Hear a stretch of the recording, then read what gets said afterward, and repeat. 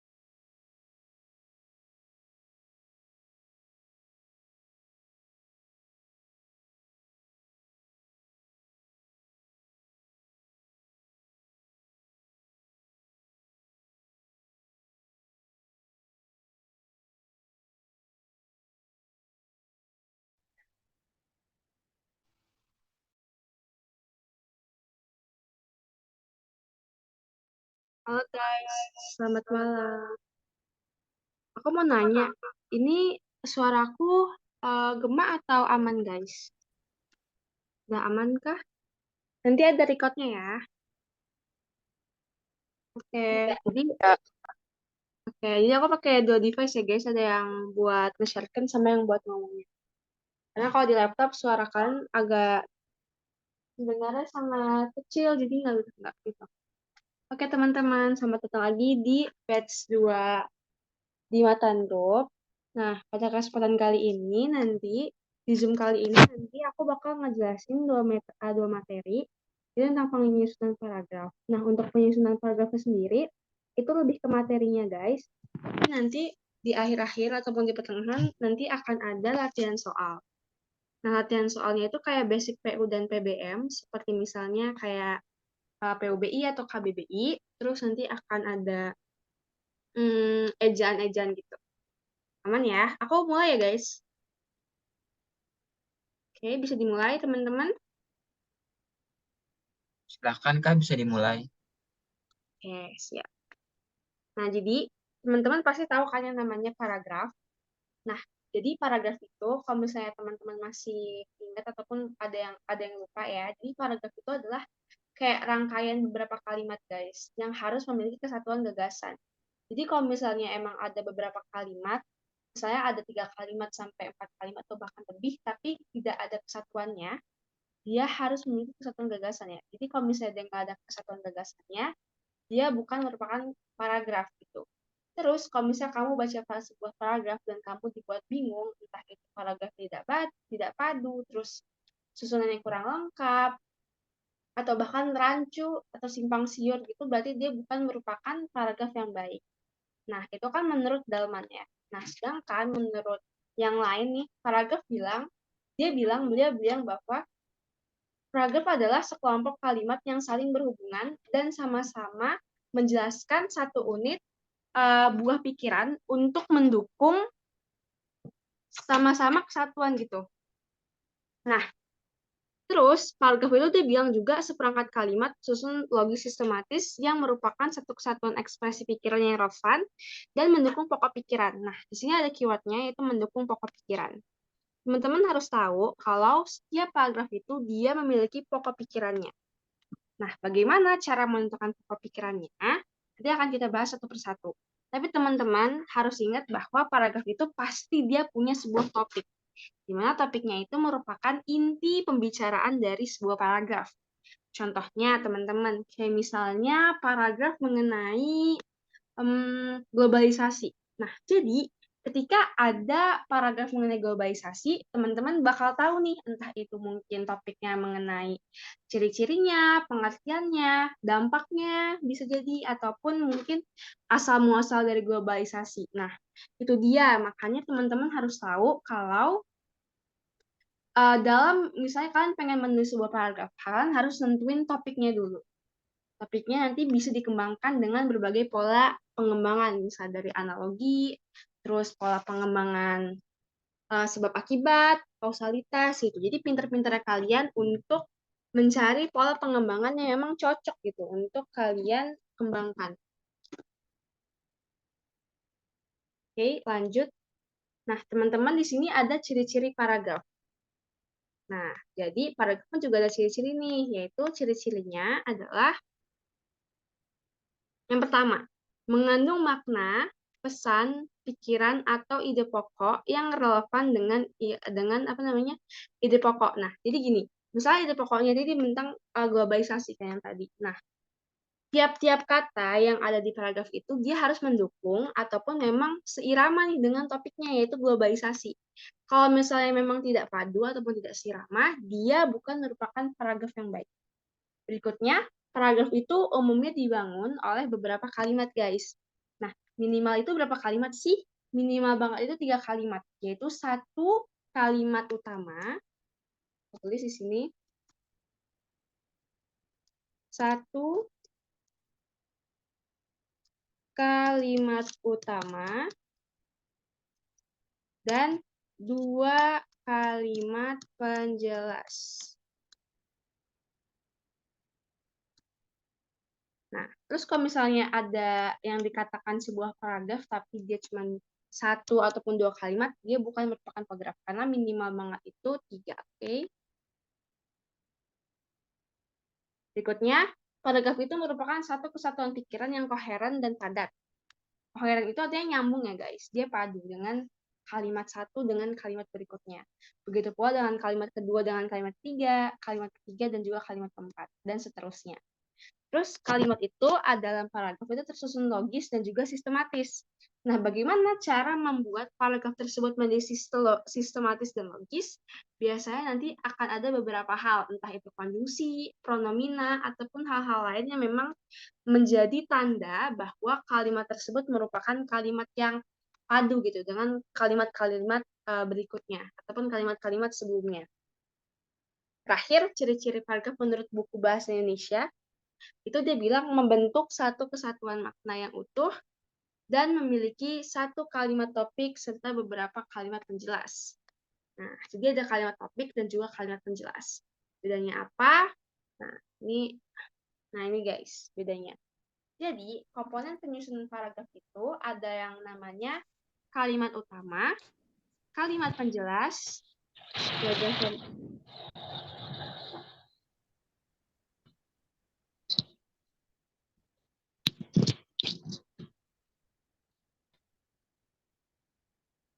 Ya, aku mute dulu.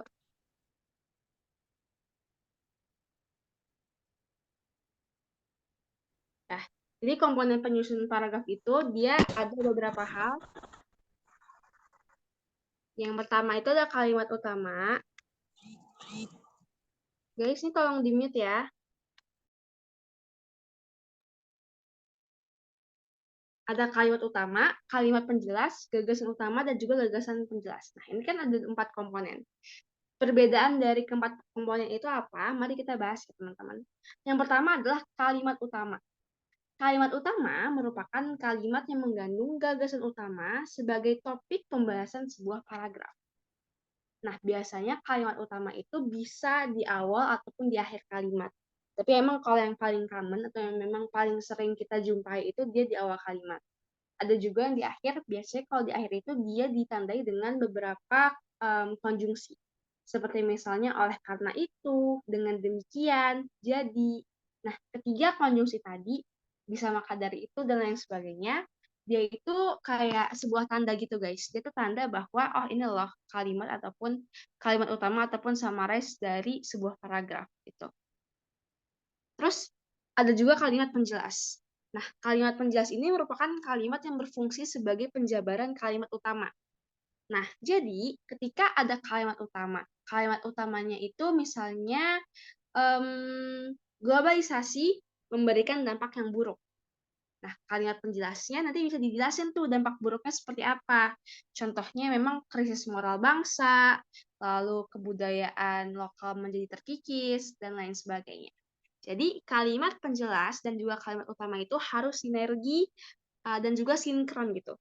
Kalau misalnya tidak nyambung, berarti ada yang salah dalam paragraf tersebut, dan paragraf tersebut harus diperbaiki. Berikutnya adalah gagasan utama.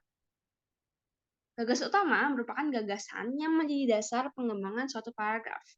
Nah, kalimat utama dan gagasan utama menurut kalian beda atau sama, guys? Coba komen. Kalimat utama dan gagasan utama sama atau beda nih, guys?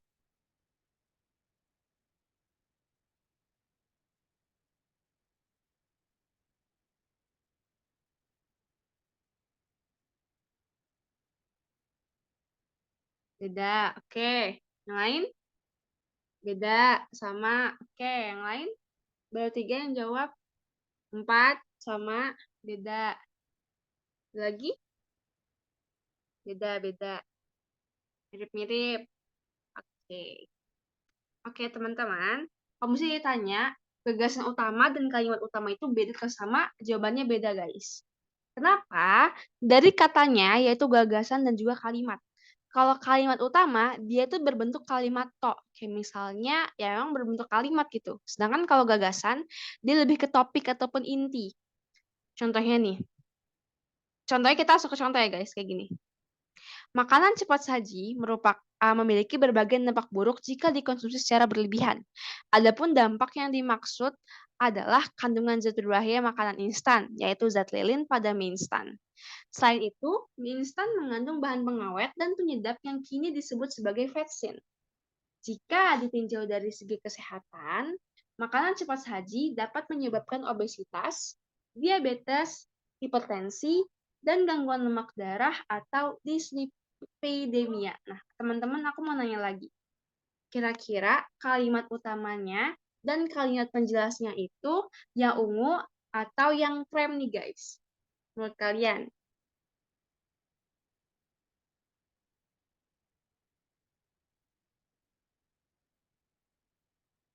Nih guys, kata 834 beda tapi saling berhubungan, good ya. Karena gagasan utama dan kalimat utama itu beda tapi memang saling berkesinambungan. Kalimat utama yang krem, penjelas yang ungu. Oke, benar. Nah, teman-teman, udah kebayang ya guys, ini kan kalimat utamanya dia bilang makanan cepat saji memiliki berbagai dampak buruk. Nah, kalimat penjelasnya yang ditinta ungu, dia ini menjelaskan dampak-dampak buruknya seperti apa aja gitu kan. Kayak misalnya ada zat lilin, ada vetsin, ada zat bahan pengawet, terus bisa menyebabkan berbagai masalah kesehatan, dan lain-lain. Ini merupakan kalimat penjelas. Nah, kira-kira kalimat utamanya kan yang krem. Teman-teman bisa menjelaskan nggak nih, kira-kira gagasan utamanya itu apa, guys? Coba, aku pengen tanya, gagasan utamanya apa? Disclaimer, gagasan utama itu tiap orang bisa beda-beda, guys. Tapi memang bersumber dari kalimat utama. Menurut kalian apa nih gagasan utamanya? Dampak buruk makanan cepat saji, good. Oke, lain-lain? Ada lagi kah? Dampak buruk mengonsumsi makanan cepat saji, gagas utamanya yaitu dampak buruk dari makanan cepat saji. Makanan cepat saji memiliki dampak buruk. Oke, bener ya guys. Jadi, gini, gagasan utama itu memang saling berhubungan dengan kalimat utama, tapi keduanya jelas beda. Kalau kalimat utama, dia berbentuk kalimat, sedangkan kalau gagasan, dia itu berbentuk kayak ide pokok gitu. Nah, biasanya gagasan utama itu, dia bisa tersurat dan juga tersirat. Artinya, ada yang memang terletak di teks, ada juga membutuhkan penalaran yang lebih nih, teman-teman. Yaitu nggak tertera langsung di teks, tapi memang harus dibutuhkan penafsiran dan juga analisis biar tahu gagasan utamanya. Sampai sini aman atau ada yang ingin bertanya, guys? Atau kita bisa lanjut ke halaman berikutnya nih. Jelas, Kak. Jelas, thank you. Yang lain, jelas kah? Aman. Oke, lanjut ya guys. Nah, ini dia tadi ya, kalimat utamanya terletak pada kalimat 1, kalimat penjelasnya terletak pada kalimat 2 sampai 3. 2 sampai 4, sorry. Karena ini ada 4 kalimat ya sih? Iya, betul. Berikutnya adalah syarat kepaduan paragraf. Di sini ada kesatuan, kepaduan, dan juga kelengkapan. Nanti aku bakal ngejabarkan satu-satu ya guys. Nah, yang pertama itu ada kesatuan. Kita baca dulu pengertiannya. Kesatuan, yaitu semua kalimat yang ada dalam paragraf itu saling mendukung. Di sini ada keywordnya, saling mendukung. Satu pikiran utama atau bisa dikatakan memiliki pikiran utama yang menjiwai seluruh isi paragraf. Oke. Nah, di sini ada kata kesatuan, berarti dia itu saling menyatu, saling sistematis, dan juga saling berhubungan dengan kalimat satu, antara kalimat satu dengan kalimat lain. Kita lihat ke paragraf yang ini, guys.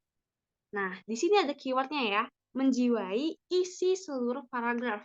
Pikiran utamanya ini menjiwai seluruh isi paragraf. Nah, kita lihat, tadi kan teman-teman udah jawab ya, pemikiran utamanya itu adalah makanan cepat saji, ya kan? Nah, makanan cepat saji ini memiliki berbagai dampak buruk. Nah, dan dia di kalimat penjelasannya itu dia saling sistematis, saling padu gitu kan. Dia saling ada satu kesatuan gitu. Dia menjelaskan dampak-dampak buruknya seperti apa. Nah, biar tidak rancu dan juga nggak biar padu kan guys. Nah, berarti paragraf yang ini benar nih.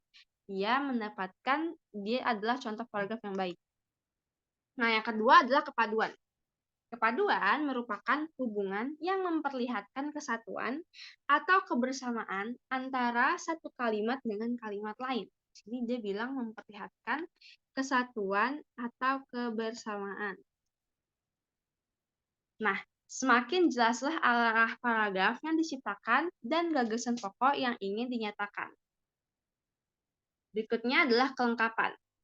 Artinya, tiap paragraf itu harus lengkap, guys. Informasinya harus lengkap, tidak boleh ada yang terpotong. Karena kalau misalnya ada bagian yang rumpang, nanti pembaca paragrafnya itu akan bingung untuk mengetahui inti dari paragrafnya. Jadi sebisa mungkin kalau misalnya memang teman-teman ingin menyusun paragraf itu dibuat secara lengkap, tapi tetap efektif. Artinya kalimat-kalimat yang digunakan itu tetap efektif mengikuti pengejaan KBBI. Tapi memang jangan rumpang gitu. Teman-teman pasti pernah tahu kan kayak paragraf rumpang, kayak misalnya ada paragraf yang terdiri dari 5 kalimat. Tapi misalnya kalimat keempat itu dihilangkan. Nah, itu jadi rancu nanti informasi dari paragrafnya. Dia bilang di sini bahwa kelengkapan yaitu paragraf yang dibangun atas beberapa kalimat penjelas yang cukup untuk menunjang kejelasan kalimat topik. Paragraf tidak terdiri atas kurang dari satu kalimat karena dapat membuat pembaca merasa kesulitan untuk memahami makna detail dari paragraf. Nah, di sini guys, paragraf tidak terdiri atas kurang dari satu kalimat. Berarti dia kan aku bilang tadi minimal 3 kan. Satu kalimat utama dan juga 2 kalimat penjelas. Kalau misalnya memang ada paragraf yang kurang dari itu, berarti nanti pembacanya akan kesulitan nih untuk mengetahui isi informasinya. Jadi harus dibuat dengan detail, tapi tetap mengikuti asas efektif dari sebuah paragraf tersebut. Gitu. Nah, berikutnya adalah cara menyusun paragraf nih guys. Kalau misalnya memang teman-teman ada yang kelas 12 ataupun kelas 11, biasanya itu ada kayak tugas untuk menyusun paragraf kan. Nah, di sini ada beberapa memang hal-hal ataupun kayak guidelines gitu untuk cara menulis ataupun menyusun paragraf kan. Nah, yang pertama adalah kita harus menentukan kalimat topik sebagai induk untuk mengarahkan kalimat berikutnya. Lalu membuat kalimat penjelas sesuai dengan maksud dan tujuan dari kalimat topik. Jadi yang pertama adalah kalian harus menentukan kalimat topik, membuat kalimat penjelas, terus memperhatikan kesatuan gagasan. Apakah nanti kalimat satu dengan kalimat dua dengan kalimat tiga dengan kalimat 4, dan juga kalimat 4 sampai kalimat berikutnya itu dia mengandung satu kesatuan atau enggak gitu. Dia nyambung apa enggak? Apakah padu atau bahkan justru rancu? Nah, itu harus perhatiin. Nah, paragraf yang baik, tadi aku bilang juga dia harus padu. Membuat kalimat yang koheren, yaitu pembuatan paragraf dari kumpulan kalimat yang saling terhubung. Jadi saling connected dengan tanda-tandanya entah itu dari konjungsi, pronomina, ataupun hal-hal lain gitu. Ataupun repetisi juga boleh. Membuat informasi dan pemaparannya logis agar pembaca mengerti ide dari paragraf, memberikan contoh, penjelas suatu topik tertentu, dan yang terakhir adalah menuntaskan gagasan paragraf, memenuhi kelengkapan paragraf itu sendiri. Oke, teman-teman, untuk cara menyusun paragraf apakah aman? Setelah itu kita akan lanjut mengenai contoh paragraf yang baik dan juga contoh paragraf yang salah. Aman, Kak. Oke, terima kasih. Yang lain, apakah aman, guys? Oke. Oke, aman ya? Aman, Kak. Oke, siap. Nah, teman-teman, di sini ada contoh paragraf. Aku sengaja buat dua versi. Ada yang benar dan juga ada yang salah. Nah, teman-teman harus perhatikan, ini aku bacain dulu ya isi paragrafnya, yaitu banjir bandang adalah banjir yang datang secara tiba-tiba dengan debit air yang besar. Banjir tersebut datang secara mendadak dengan debit air yang besar. Aliran air banjir ini sangat banyak. Banjir ini disebabkan oleh terbendungnya aliran sungai pada alur sungai. Bencana yang disebabkan oleh faktor hidrometeorologi ini selalu meningkat setiap tahunnya. Terkadang tidak menimbulkan banyak korban jiwa, bencana ini tetap mampu merusak infrastruktur dan mengganggu stabilitas perekonomian masyarakat secara signifikan. Karakteristik banjir sangat beragam. Banjir dapat disebabkan oleh curah hujan yang tinggi dengan tidak diimbangi serapan tanah yang cukup. Oleh karena itu, harus siap untuk mengantisipasi setiap jenis bencana banjir. Hal itu dikarenakan banjir dapat menyebabkan terganggunya kegiatan perekonomian masyarakat. Nah, mungkin teman-teman setelah aku bacain paragrafnya, itu kayak terdengar baik-baik aja kan, kayak gak ada yang salah kok dari paragrafnya. Tapi kalau misalnya teman-teman perhatiin, ada loh hal-hal yang memang harus diperbaiki. Teman-teman lihat, di sini ada stabilonya, ada yang pink, hijau, kuning, dan juga biru. Yang pertama adalah redundansi. Teman-teman pernah dengar namanya redundansi? Ada yang sudah tahu arti redundansi itu apa? Kalau belum, nih aku jelasin. Apa nih? Udah tahu? Belum? Oke. Oke, jadi redundansi adalah sama seperti kalimat yang boros, guys. Ketika kalian menggunakan kata yang memang maknanya sama, tapi kalian ulang-ulang. Jadi kalau misalnya nih, kalian ibaratkan kalian lagi ngomong sama teman, tapi teman kalian ini ngomong hal-hal yang berulang-ulang dengan inti kalimat yang sama. Nah, pastinya hal tersebut itu akan membuat kita kayak merasa, oh ini nggak efektif, terlalu bertele-tele gitu. Nah, teman-teman perhatikan dengan kalimat yang aku kasih stabilo pink ya, di sini. Dia bilang bahwa banjir tersebut datang secara mendadak dengan debit air yang besar. Titik. Aliran air dari banjir ini sangat banyak. Nah, teman-teman, kalian harus perhatiin. Dia bilang banjir tersebut secara mendadak dengan debit air yang besar, kan? Oke, bisa diterima. Tapi di kalimat sebelumnya dia nggak mention lagi kalau misalnya aliran air dari banjir ini sangat banyak. Nah, ini kan dengan makna kalimat yang sama kan teman-teman. Nah, maka dari itu, dua kalimat ini merupakan kalimat yang tidak efektif ataupun adanya redundansi. Kayak pengulangan kata ataupun pengulangan kalimat yang memang maknanya sama. Nah, hal itu tidak bagus guys dalam paragraf karena dia bisa membuat paragraf tersebut jadi tidak efektif karena ada ketidakhematan kalimat gitu. Itu yang pertama. Lalu yang kedua, dia bilang gini, yang hijau yaitu ketidakpaduan. Jadi kita lihat dulu kalau padu itu artinya apa sih guys? Padu itu artinya hubungan yang memperlihatkan kesatuan atau kebersamaan antara satu kalimat dengan kalimat lain. Semakin jelaslah arah paragraf yang diciptakan dan gagasan pokok yang dinyatakan. Oke. Kita lihat ke paragrafnya, dia bilang gini, bencana yang disebabkan oleh faktor hidrometeorologi ini selalu meningkat setiap tahunnya. Terkadang tidak menimbulkan korban jiwa, bencana ini tetap mampu merusak infrastruktur dan mengganggu stabilitas perekonomian masyarakat secara signifikan. Oke, di sini ada yang salah yaitu dari konjungsinya, dia bilang terkadang. Harusnya yang tepat itu walaupun guys, jadi gini, walaupun banjir tidak menimbulkan banyak korban jiwa, bencana ini tetap mampu merusak infrastruktur dan mengganggu stabilitas perekonomian. Nah, jadi di sini ada kontradiktif, guys. Ada kalimat yang berkontradiksi, yaitu banjir yang tidak menimbulkan banyak korban jiwa, tetapi bencana banjir ini bisa loh merusak infrastruktur. Jadi, kata terkadang itu kurang tepat untuk disandingkan pada paragraf tersebut. Sehingga, paragraf tersebut itu menjadi kurang efektif karena ada ketidakpaduan yang disebabkan oleh kesalahan konjungsi, kesalahan penulisan konjungsi. Aman? Atau bingung, teman-teman? Siap, Kak, aman. Oke, yang Aman, lain? Kak. Oke, siap. Nah, berikutnya adalah ketidaklengkapan nih guys. Di yang kuning-kuning. Dia bilang gini, oleh karena itu harus siap untuk mengantisipasi setiap jenis bencana banjir. Oke, aku pengen tanya. Oke, harus siap. Tapi siapa yang harus siap di sini? Dia bilang, oleh karena itu harus siap untuk mengantisipasi setiap jenis bencana banjir. Teman-teman, aku pengen ngingetin bahwa kalimat efektif itu minimal banget ada subjek dan juga predikat. Subjek itu merupakan inti pembahasan dari sebuah kalimat, sedangkan kalau predikat itu kayak misalnya aktivitas gitu, aksi yang dilakukan oleh subjek. Nah, di sini nggak ada subjek ya teman-teman. Oke lah, kita memang harus siap, tapi siapa yang harus siap untuk mengantisipasinya?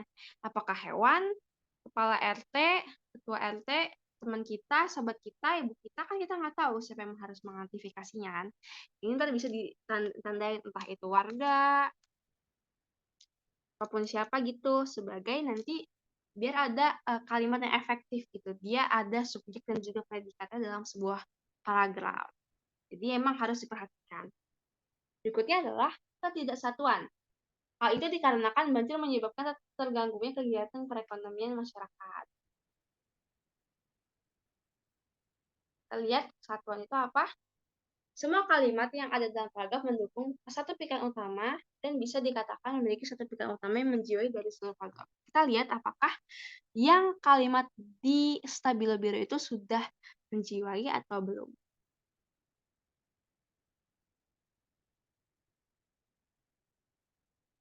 Teman-teman, kita lihat kalimat utamanya, yaitu banjir bandang adalah banjir yang datang secara tiba-tiba dengan debit air yang besar. Tapi tiba-tiba dia bilang begini, hal itu dikarenakan banjir menyebabkan terganggunya kegiatan perekonomian masyarakat. Ini kan kita tidak membicarakan mengenai entah itu kegiatan perekonomian atau seperti apa, tapi memang membicarakan tentang dampak dari banjir bandang yang memiliki debit air yang besar. Nah, maka dari itu kalimat yang berwarna biru ini dia tidak satu, guys. Dia tidak mengandung isi ataupun unsur kesatuan karena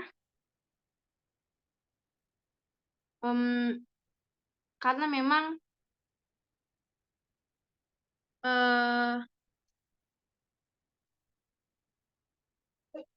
nih di sini karena memang tidak ada unsur kesatuan. Terus teman-teman di sini juga ada kata yang tidak efektif yaitu dikarenakan. Teman-teman harus ingat dikarenakan itu nggak ada ya teman-teman. Tidak ada kata dikarenakan. Yang ada itu disebabkan. Oke? Jadi kalau misalnya memang ada kalimat yang dia bilang dikarenakan itu salah. Karena dikarenakan itu di KBBI itu nggak ada. Gitu. Nah, ini kan contoh kalimat yang salah.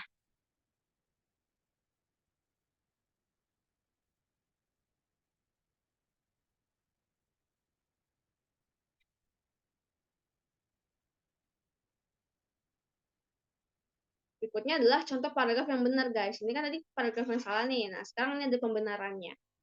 Yaitu, banjir bandang adalah banjir yang datang secara tiba-tiba dengan debit air yang besar. Banjir ini disebabkan oleh terbendungnya aliran sungai pada alur sungai. Bencana yang disebabkan oleh faktor hidrometeorologi ini selalu meningkat setiap tahunnya. Meskipun terkadang tidak menimbulkan banyak korban jiwa, ini ganti ya guys. Jadi meskipun, tadi kan dibilang terkadang, kan ada bilang, kita tambahkan meskipun, bencana ini tetap mampu merusak infrastruktur dan mengganggu stabilitas perekonomian masyarakat secara signifikan. Karakteristik banjir sangat mengganggu stabilitas perekonomian masyarakat secara signifikan dan karakteristik banjir sangat beragam. Banjir dapat disebabkan oleh curah hujan yang tinggi dengan tidak diimbangi serapan tanah yang cukup. Selain itu, banjir juga dapat terjadi dalam bentuk rob atau bandang. Oleh karena itu, kita harus siap mengantisipasi setiap jenis banjir. Oke, ada yang nah, teman-teman sebelum aku jawab pertanyaan Nailan, aku pengen tanya, teman-teman di sini udah bisa itu kan? Udah aman untuk paragraf? Kalau misalnya pengen tanya, nanti boleh langsung tanya di kolom komentar atau open mic ya. Kak, mau tanya, Kak? Oke, boleh. Ini aku jawab ke Nailan dulu ya. Nanti kalau misalnya mau sudah kejawab, nanti teman-teman yang resen boleh. Oke. Oke, ada yang mau nanya nih. Cara perbedaan peletakan kata meskipun dan juga walaupun itu bagaimana? Jadi, meskipun dan juga walaupun itu sama ya, guys. Sama-sama bisa ditaruh di awal kalimat, kayak tadi nih. Meskipun terkadang tidak menimbulkan korban jiwa, bencana ini tetap mampu merusak infrastruktur. Terus kalau misalnya diganti, ini meskipun boleh diganti dengan walaupun nggak? Boleh. Karena meskipun dan juga walaupun itu sama-sama konjungsi yang sejenis. Nah, tapi ada juga guys, yaitu konjungsi meskipun demikian. Bedanya apa nih? Meskipun demikian, meskipun doang, dan walaupun. Nah, untuk meskipun dan walaupun, dia merupakan konjungsi intrakalimat atau berada dalam satu kalimat untuk menyatukan dua klausa dalam satu kalimat. Sedangkan kalau meskipun demikian, dia konjungsi antar kalimat gitu. Untuk menghubungkan satu kalimat dengan kalimat yang lain. Gitu. Apakah terjawab, Nailan? Atau aman?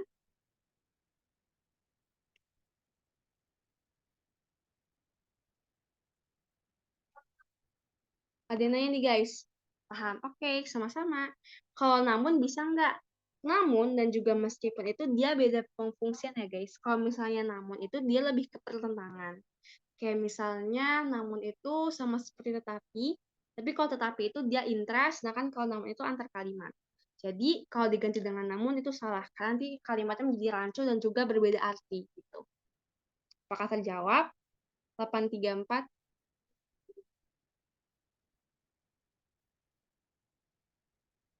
Oke, sama-sama. Tadi yang Raihan boleh untuk bertanya?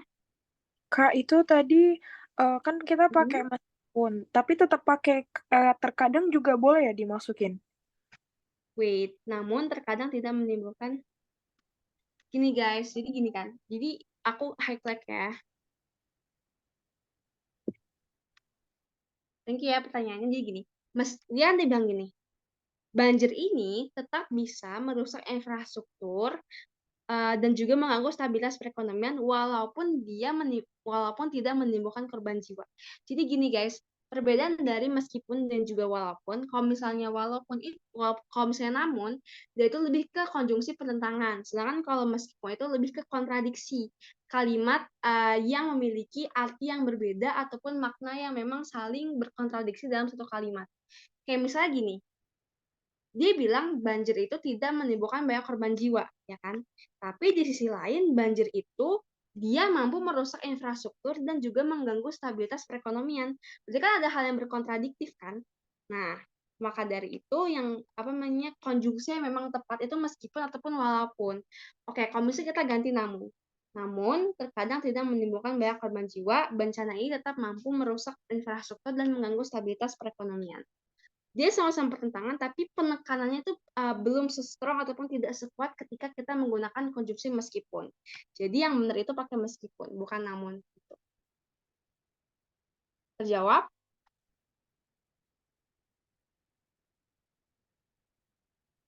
Ya, nanti recordnya bakal dikirim kok sama kakak adminnya. Aman ya? Jawab gak Kak Lula? Ini Kak, aku bukan yang mau pakai namun, cuman aku kan agak bingung tadi yang pas pertama, kita kan nggak boleh pakai kata terkadang. Jadi kalau Hmm. kita tambahin meskipun atau walaupun, boleh tetap tambahin terkadang atau boleh Oh dihilangin? ya, boleh. Bisa di apa namanya? Bisa ditulis, bisa apa namanya? Dihapus juga. Tergantung konteksnya. Kalau emang misalnya bisa dua-duanya. Bisa ditulis, bisa enggak. Apakah jawab? Oke Kak, makasih. Oke, maaf ya aku salah itu misunderstanding tadi. Izin bertanya, Kak. Iya, boleh. Ini kita kalau menentukan konjungsi yang tepat di suatu paragraf gimana ya, Kak? Oke. Jadi teman-teman, aku buka ya. Kalau nggak salah aku ada materi konjungsi. Wait, jadi ntar aku cari selagi aku jelasin. Jadi teman-teman kalian harus tahu kalau misalnya tiap kalimat itu kan punya konteks. Konjungsi pun juga punya konteks kan. Nah, jika menentukan konjungsi yang tepat itu kita harus melihat konteksnya. Apakah konteksnya tersebut pertentangan kah, kausalitas kah, ataupun hal-hal lain. Maka dari itu, nanti ketika sudah ketahuan nih konteks kalimatnya apa, teman-teman bisa cari konjungsi-konjungsi yang memang tepat. Contohnya misalnya konteksnya itu tentang kausalitas. Berarti kan kayak bisa karena, oleh sebab itu, sehingga, maka dari itu. Nah, setelah tahu kan tinggal pilih nih konjungsi yang paling tepat tuh apa. Kayaknya aku ada ini materi konjungsi. Wait.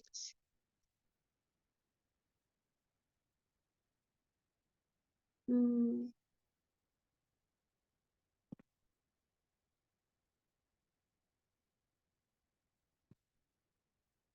Nah ya guys, wait.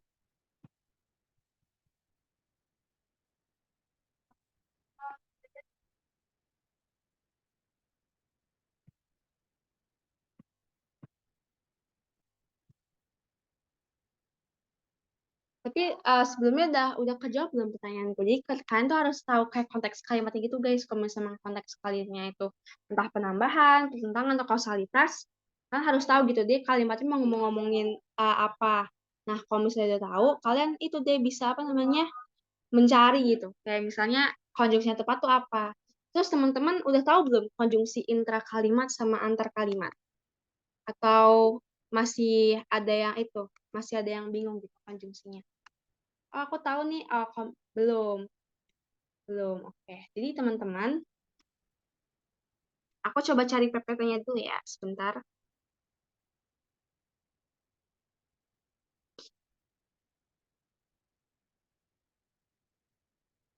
Bentar ya guys.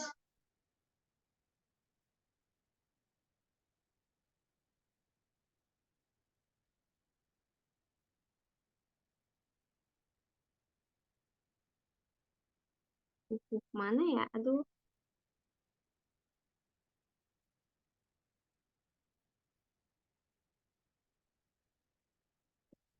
Wait, guys.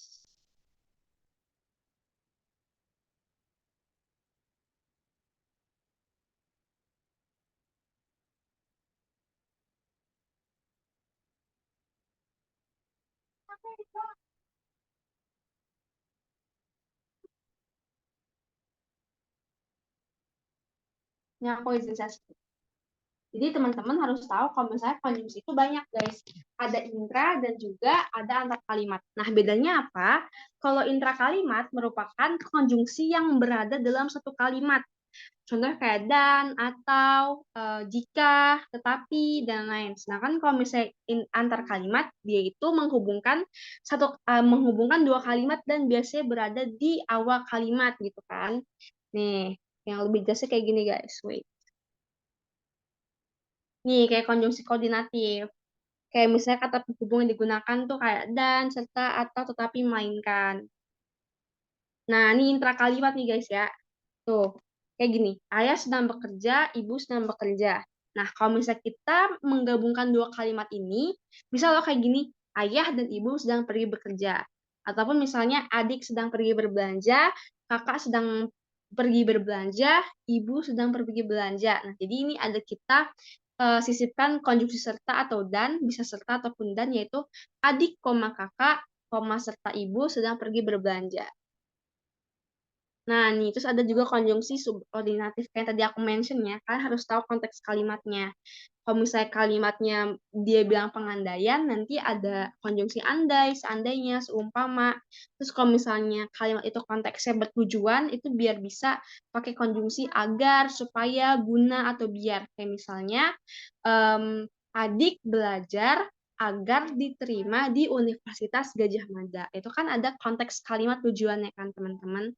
Terus kalau misalnya konteksnya itu kausalitas atau sebab akibat, gini, misalnya ibu memarahi adik karena ia memecahkan gelas. Jadi kita harus pintar-pintar membaca situasi dalam kalimatnya gitu. Mungkin kalau misalnya teman-teman masih bingung, gimana kalau misalnya next pertemuan kita bahas konjungsi, guys? Gimana, setuju gak? Setuju Kak, Terus, boleh. oke, Juga. oke, Boleh, Kak. oke, Setuju. siap. Nih guys, ada yang jawab. Yang penting itu tahu fungsinya. Kalau namun itu dipakai buat menghubungi antar kalimat, kalau walaupun itu dia kontradiksi, dia menghubungkan kata dalam suatu kalimat. Ya, ini benar ya guys, kata Deden. Thank you Deden atas atas koreksinya dan jawabannya. Oke, next kita bahas konjungsi ya guys. Nah, teman-teman, by the way, sudah terjawab belum pertanyaannya mengenai konjungsi? Sudah Kak, terima kasih. Ya, sama-sama. Teman-teman, kita lanjut ke latihan soal ya. Gimana? Masih ada sejam lagi nih guys. Aku share screen ya. Oke, Kak. Oke.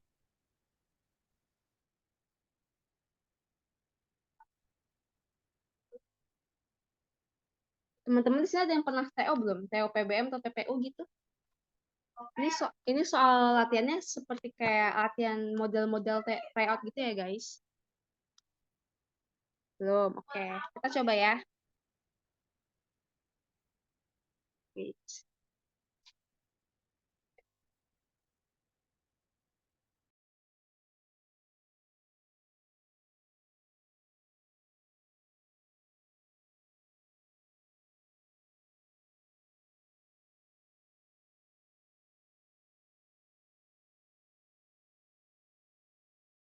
Guys, ini guys ada soalnya, ada kelihatan belum? Sudah Kak. Oke.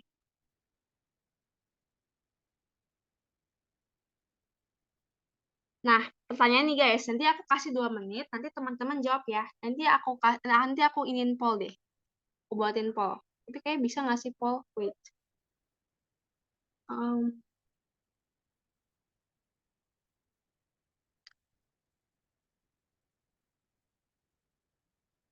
Wah, nggak bisa guys pollnya. Jadi ntar kalau misalnya teman-teman kan gini ya sistemnya. Jadi ntar kalian jawab, tapi kalian tuh jangan jawab dulu. Nanti teman-temannya baca jawaban kalian di kolom komentar. Berarti nanti aku kasih 2 menit. Kalau misalnya aku udah bilang boleh langsung jawab di kolom komentar, kalian baru ketik opsinya ya. Paham nggak teman-teman? Paham Kak. Paham, Kak. Oke. Nih,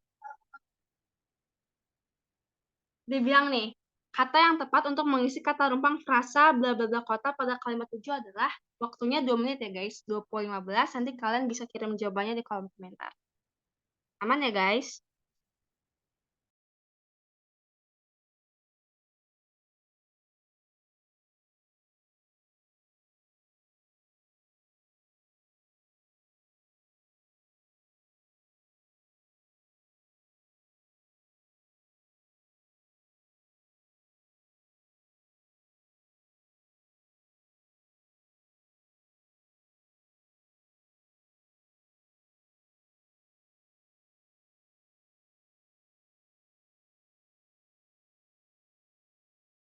Nanti ya 20.15 baru ituin jawabannya.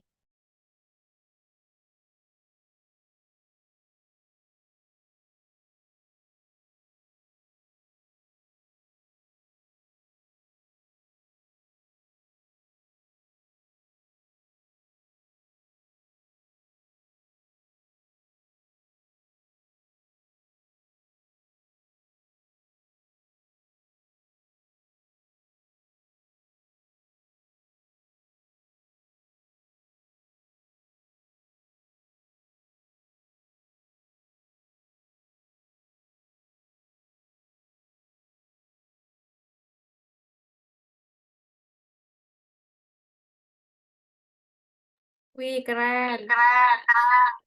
Eh.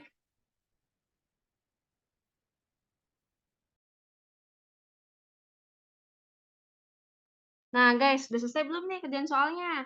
Ya, guys, ini aku adaptasi dari soal-soal TO. Kalau misalkan kalian rajin TO, pasti udah itu kebiasa dengan soal-soal seperti ini. Udah, teman-teman? Oke, aku hitung 3, 2, 1 Udah, kalian. Kak. Oke, 3, 2, 1 kalian itu ya, kirim jawabannya. 3, 2, 1. Udah, kirim, guys. Kita lihat. Kalian jawab D, E, E, D, E, D. Jadi matas E dan D ya, guys.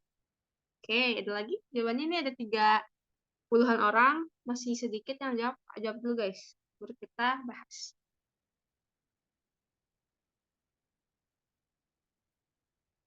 By the way, ntar PDF-nya aku kirim ke di kakak admin kirim ke grup ya. Jadi teman-teman jangan khawatir. Nanti tiap materi pasti dikirim ke grup.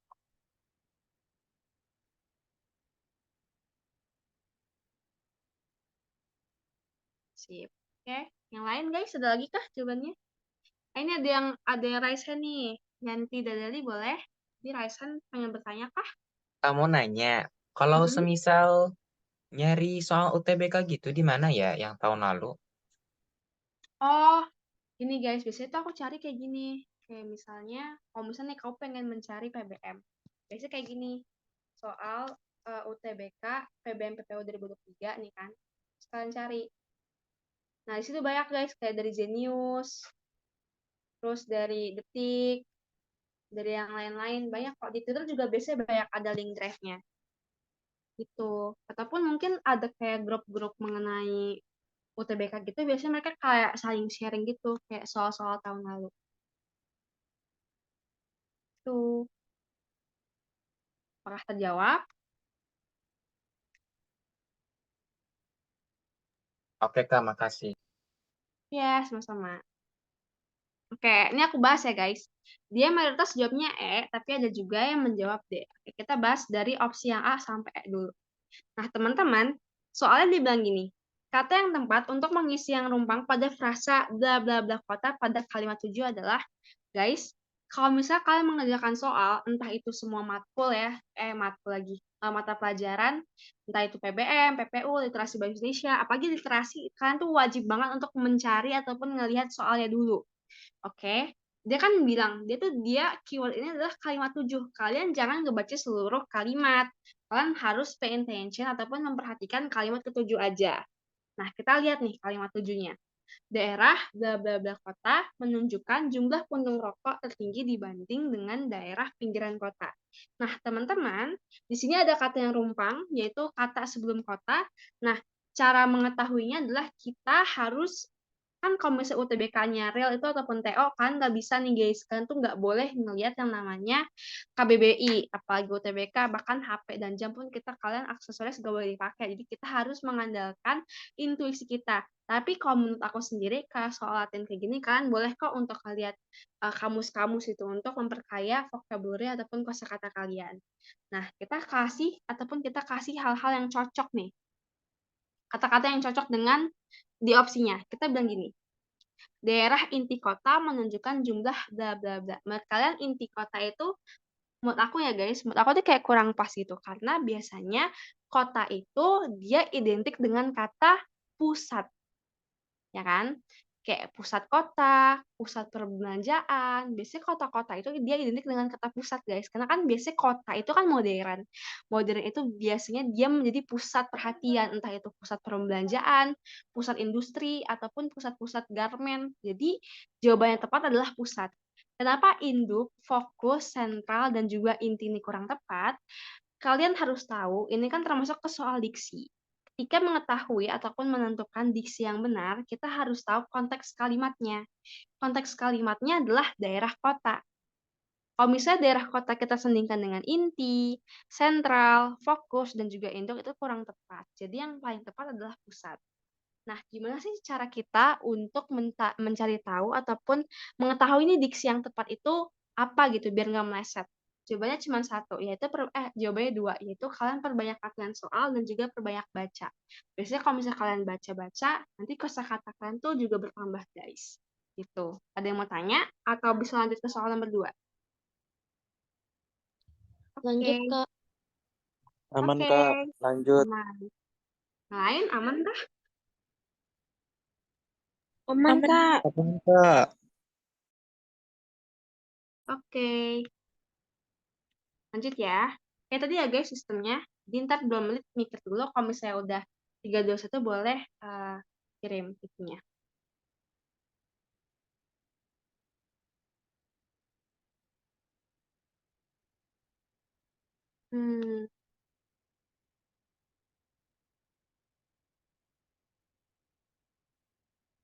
Kelihatan nggak guys? Ini ya guys. Kelihatan, Kak. Oke. Kelihatan, Kak. Oke, siap. Waktunya 20.23 boleh kirim jawabannya ya guys.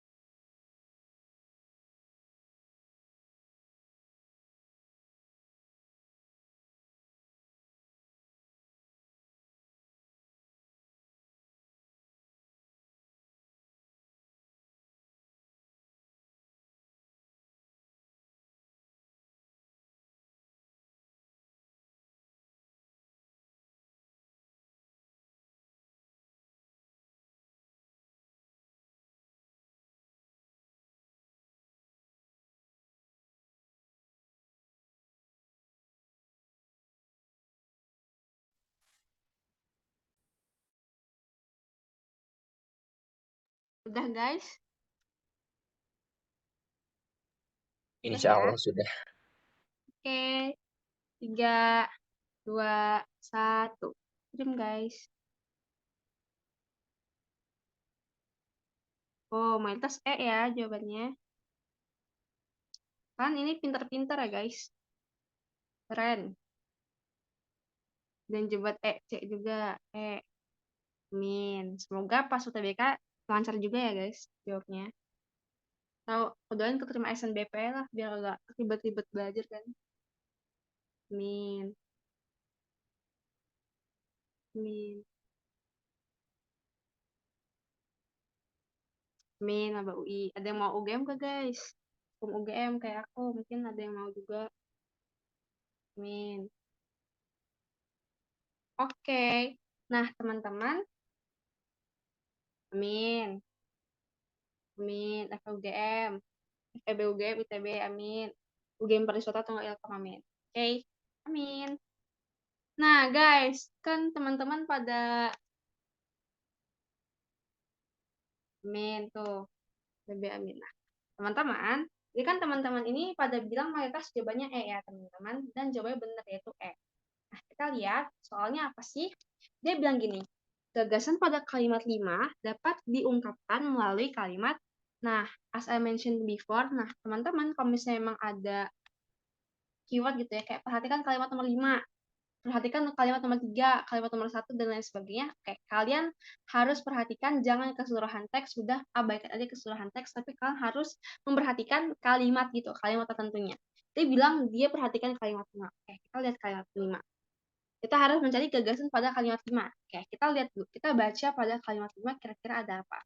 Dia bilang gini, ditemukan bahwa lokasi perhotelan dan perhentian angkutan umum merupakan tempat dengan konsentrasi puntung rokok tertinggi. Oke, kita harus lihat inti kalimat dari kalimat nomor 5. Dia bilang, lokasi perhotelan dan perhentian angkutan umum merupakan tempat dengan konsentrasi rokok tinggi. Oke. Jadi tempat dengan konsentrasi rokok tertinggi itu ada di perhotelan dan perhentian angkutan umum, guys. Entah itu kayak terminal, biasanya terminal sih, kayak bandara ataupun pelabuhan gitu jarang, walaupun ada, tapi biasanya sering tuh di terminal, ya kan? Nah, oke, udah ketemu nih guys intinya, yaitu lokasi perhotelan dan perhentian angkutan umum merupakan tempat dengan konsentrasi puntung rokok tertinggi. Nah, kita lihat pertanyaannya gagasan pada kalimat 5. Kita perhatikan dan cocokkan pada opsi A, B, C, D, E, mana yang paling sama, paling mirip, dan juga intinya sama itu dengan kalimat yang aku bold ataupun aku hitamkan ini. Aku tebalkan. Nah, kita lihat opsi yang A. Konsentrasi puntung rokok tertinggi membuat di sini ya, membuat lokasi perhotelan dan perhentian angkutan umum menjadi pusat temuan penelitian. Enggak ya guys, dia cuma bilang kalau misalnya konsentrasi puntung rokok tertinggi itu ada di perhotelan dan perhentian angkutan umum. Jadi opsi yang A itu udah jelas salah. Lalu lanjut ke opsi yang B, dia bilang jumlah puntung rokok terkonsentrasi di tempat-tempat tertentu, misalnya lokasi perhotelan dan perhentian angkutan umum. Oke, kita lihat konteks opsi yang B. Oke lah, kalau misalnya jumlah puntung rokok itu terkonsentrasi di tempat-tempat tertentu, kayak misalnya lokasi perhotelan dan juga angkutan umum. Oke, ini bisa kita terima. Tapi teman-teman, dia bilang konsentrasi paling tinggi. Sedangkan opsi yang B, dia cuma bilang bahwa dia hanya terkonsentrasi, tidak ada keyword yaitu tertinggi. Nah, jadi opsi yang B ini dia memang benar, tapi dia tidak mengandung inti ataupun gagasan dari kalimat 5. Opsi yang C. Para ahli menemukan bahwa hotel dan perhentian angkutan umum adalah tempat favorit para perokok. Belum tentu. Dia cuma bilang bahwa perhotelan dan penghentian angkutan umum merupakan konsentrasi rokok paling tinggi. Tapi kita belum tahu gitu. Kayak misalnya perokok bisa aja dia lebih suka tempat-tempat lebih terbuka, entah itu taman, lalu entah itu misalnya lahan-lahan terbuka, kayak lapangan golf mungkin, ataupun hal-hal lain. Karena kan ini merupakan preferensi. Jadi opsi yang C ini terlalu menggiring opini, sehingga opsi C juga salah. Oke, lanjut. Penelitian ini dilakukan khusus terkonsentrasi pada lokasi perhotelan dan perhentian angkutan umum yang banyak dikunjungi orang. Penelitian ini dikhususkan terkonsentrasi pada kalian. Oke, dia bilang angkutan umum yang banyak dikunjungi orang. Oke, orang ini masih general ya guys, padahal kan kita ngomonginnya kaum perokok ya kan. Berarti yang D juga masih kurang tepat. Nah, kita lihat yang E. Hasil penelitian menunjukkan bahwa konsentrasi puntung rokok tertinggi terdapat di lokasi perhotelan dan terminal angkutan umum. Oke, dia sesuai ya. Berarti jawabannya adalah yang E, guys.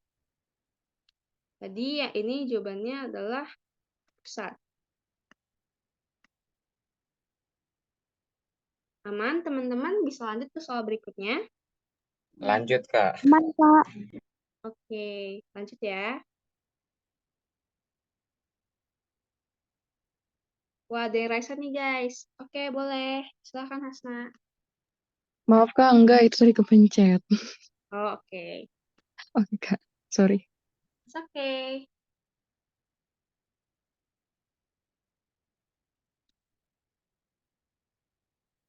Ini aku hapus dulu guys biar kelihatan opsinya. Oke.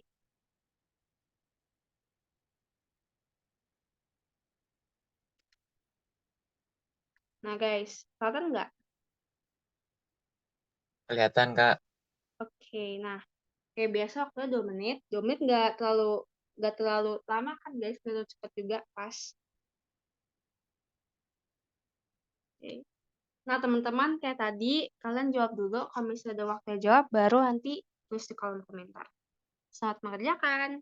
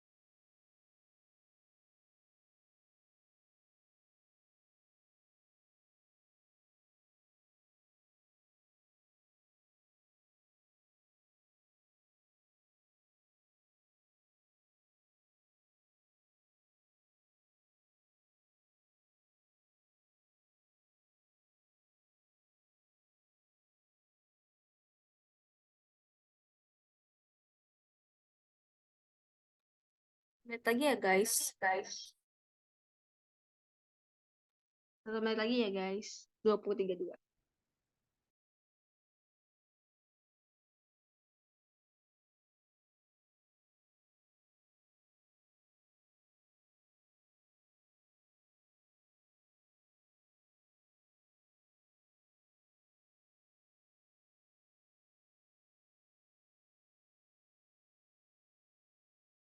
Udah ketemu belum guys? Jawabannya.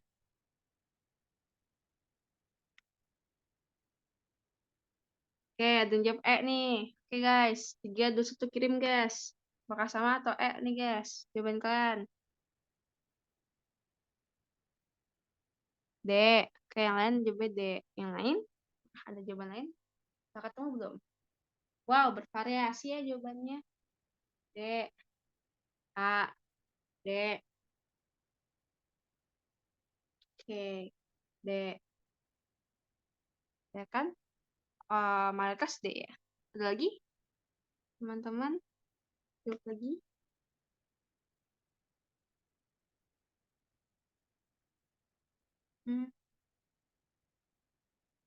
C aja berbeda.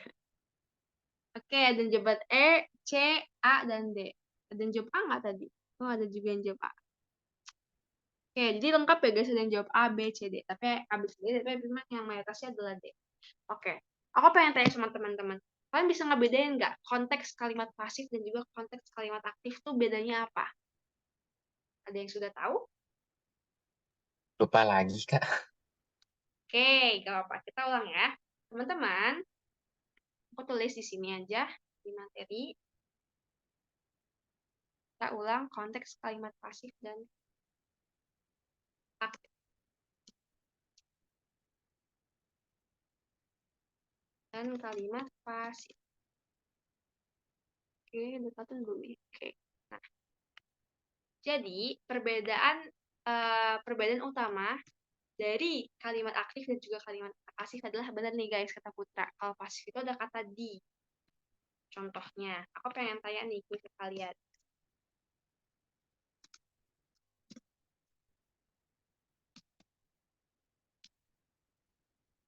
Ini kalimat aktif atau pasif guys? Jeo sedang mencuci boneka. Aktif, Kak. Aktif, Kak. Aktif. Aktif, Kak. Oke, aktif. Kalau misalnya makanan itu sedang diperebutkan oleh kedua bocah. Menurut kalian ini aktif atau pasif? Aktif. Pasif. Pasif, Kak. Pasif. Aktif. Ya, betul guys. Nah, sini. Oh. Nah, udah kebayang belum polanya? Nih, gini guys. Kalau misalnya aktif, dia itu biasanya itu dia ada kata kerja dengan imbuhan me atau meng. Kayak misalnya mencuci, terus misalnya menyanyikan, terus memarahi, menangisi. Biasanya dia pakai imbuhan me, ya kan? Nah, tapi kalau misalnya yang pasif, dia biasanya pakai di. Kayak misalnya diperebutkan. Contohnya, misalnya pasifnya itu misalnya pekerjaan itu telah diselesaikan oleh Bagus tadi sore. Nah, di sini kan ada kata diselesaikan. Dia imbuhannya di. Nah, berarti dia kalimatnya pasif. Jadi intinya kalimat aktif dan pasif itu perbedaannya ada di predikat ataupun di kata kerjanya. Di imbuhan kata kerjanya. Kalau misalnya mang itu biasanya aktif, sedangkan kalau di ataupun ter dia di kalimat pasif. Oke, Nailan, silahkan. Maaf Kak, ketekan tadi. Oke. Iya, Kak, kecepatan ketinggalan. Oh, kecepatan. Oke, aku itu ya. Aku ulang. Jadi gini guys, kalimat aktif dan juga kalimat pasif itu dia perbedaannya ada di predikatnya. Nah, predikat itu merupakan kata kerjanya. Contohnya tadi kan, teman-teman tadi jawab kalau misalnya kalimat Jeo sedang mencuci boneka itu kalimat aktif. Dilihat dari di sini kata mencuci. Nah, mencuci itu kan kata dasarnya cuci kan. Dan dia itu pakai imbuhan me. Me plus cuci kan. Emang deng, me plus cuci. Masih plus. Nah, gini. Nah, jadi kalau kalimat aktif itu ditandai dengan imbuhan me ataupun meng. Kayak contohnya menyanyikan, memarahi, menangisi, terus membaca, menulis, memasak, dan lain sebagainya. Sedangkan kalau kalimat yang pasif, dia itu ditandai dengan imbuhan di atau ter. Kayak misalnya diperebutkan, diselesaikan. Terus kayak misalnya ujian itu telah terselesaikan. Nah, berarti kalau terselesaikan ini juga termasuk kalimat pasif. Karena dia pakai imbuhan ter. Diselesaikan pun juga boleh. Gitu. Sudah kejawab atau masih kecepatan, guys? Atau ada yang perlu diulang lagi kah? Sudah aman? Gak apa kalau misalnya emang masih bingung. Oke. Sudah jelas. Oke, yang lain? Apakah sudah jelas juga? Siap, Kak, sudah. Oke. Mantap. Aman ya? Nah, oke. Sekarang kita udah tahu nih, guys. Kayak kalimat aktif dan juga pasif. Nah, sekarang kita lihat latihan soalnya tadi. Dia bilang, kalimat pasif yang tepat untuk mengisi bagian rumpang di atas adalah, nah, kita lihat di sini. Kita tadi jawaban yang apa namanya yang mayoritas adalah yang D, dan memang jawabannya benar itu D, guys. Kita lihat, kita bedah dari masing-masing opsi ya. Opsi yang pertama yaitu diperkirakan kepadatan puntung rokok di ruang publik di seluruh kota mudah terkumpul. Oke, lalu yang B, perkiraan kepadatan puntung rokok di ruang publik di seluruh kota adalah data yang harus dikumpulkan. Yang C, data yang terkumpul digunakan untuk memperkirakan kepadatan puntung rokok di ruang publik di seluruh kota. Terus pengumpulan data dilakukan untuk mengukur kepadatan puntung rokok di ruang publik di seluruh kota. Lalu yang E, informasi tentang kepadatan puntung rokok di ruang publik terkumpul sebagai data premier. Oke, ini jawabannya yang D. Nah, mengapa opsi yang lain itu salah? Mari kita lihat. Jadi opsi yang A, diperkirakan kepadatan puntung rokok di ruang publik di seluruh kota mudah terkumpul. Ini dari katanya ada sudah terlihat aneh, guys. Kayak terdengar ada yang rancu gitu kan. Beda kalau misalnya kita membaca kalimat yang D, ya kan? Kalau yang D ini enak gitu dibaca. Pengumpulan data dilakukan untuk mengukur kepadatan puntung rokok di ruang publik di seluruh kota. Terus kalau misalnya kita analisis juga, kayak struktur kalimat opsi yang D itu juga benar. Kayak misalnya pengumpulan data, ini sebagai subjek, dia subjek di sini, terus dilakukan itu sebagai predikatnya, teman-teman, itu dia predikat pasif ya. Dia predikat pasif. Terus untuk mengukur kepadatan ini adalah pelengkap di ruang publik di seluruh kota. Dia merupakan keterangan. Kan keterangan itu ada dua ya. Ada keterangan waktu, tempat, dan keterangan suasana. Oke, lengkap nih. Nah, sedangkan opsi-opsi yang lain itu kalau bisa dibaca kayak terlihat terdengar aneh gitu. Kayak ada aja itu kata pasif yang memang tidak tepat. Kayak misalnya data yang dikumpul digunakan untuk memperkirakan kepadatan puntung rokok di ruang publik di seluruh kota. Jadi jawabannya adalah yang D.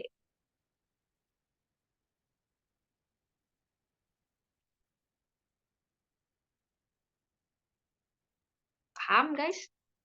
Lanjut ya. Nah, ini kayak sinonim difusi pada kalimat satu. Nah, teman-teman kayak aku bilang tadi, kalian harus banyak-banyak baca buku nih biar tahu gitu kan.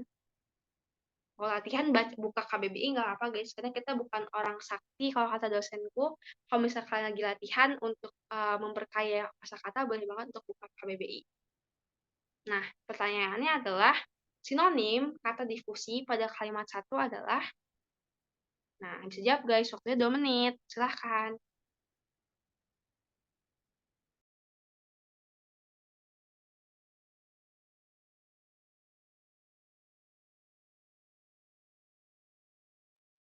Kakak boleh tampilin kalimat satunya nggak? Boleh nih. Soalnya aku copy aja ya. Oke, langsung copy. Oke guys.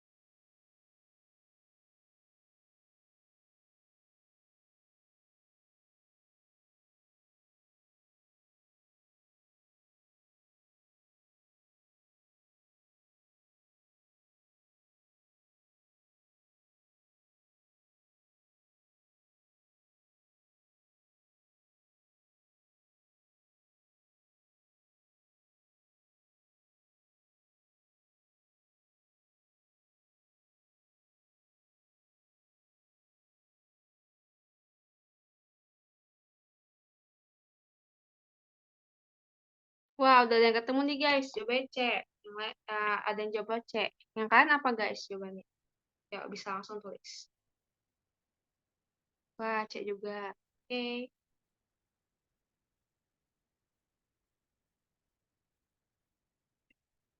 Oke, kita cek ya guys. KBBI dari kan.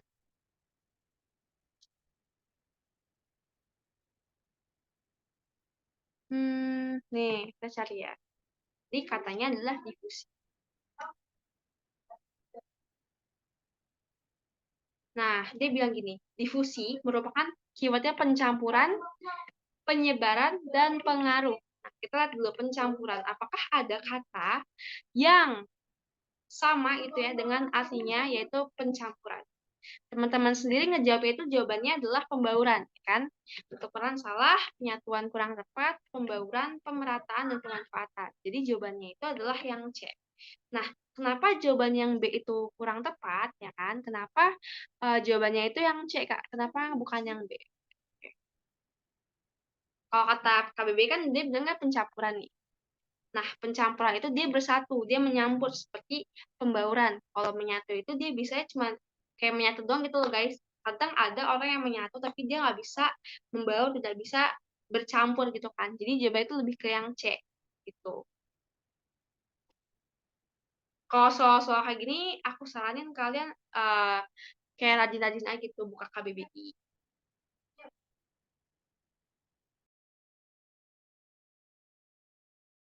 Aman guys? Bisa lanjut? Aman, Kak. Aman, Aman, Kak. Kak. Oke.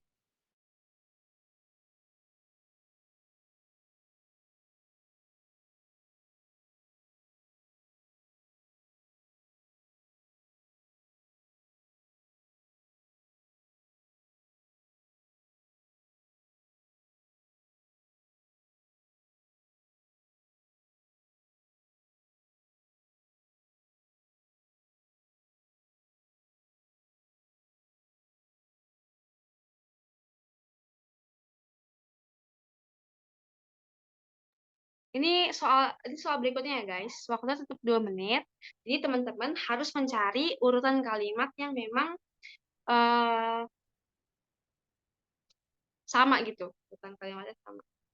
Sama itu dalam arti kata, misalnya dia tuh harus apa ya bahasanya aku lupa. Harus memiliki struktur sama, pola yang sama. Cari. Waktunya 2 menit ya guys.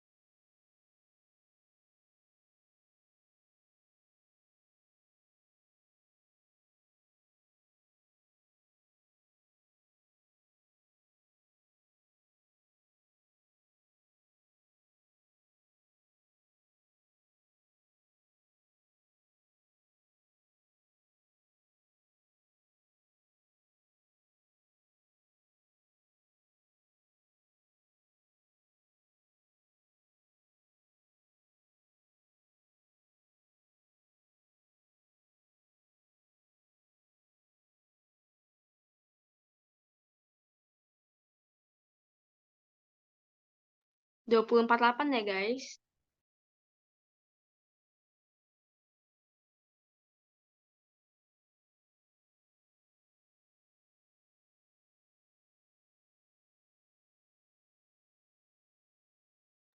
Oke. Salah. Jawabannya ada yang jawab guys. Ada lagi? Apakah ada jawaban yang berbeda?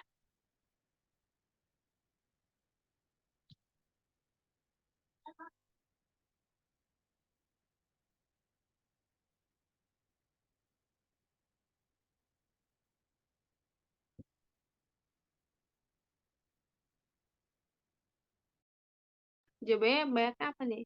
Kok aku jawab itu?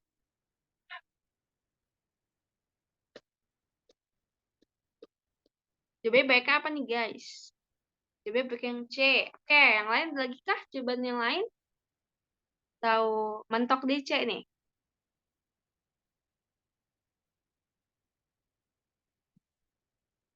Yang A. Oke.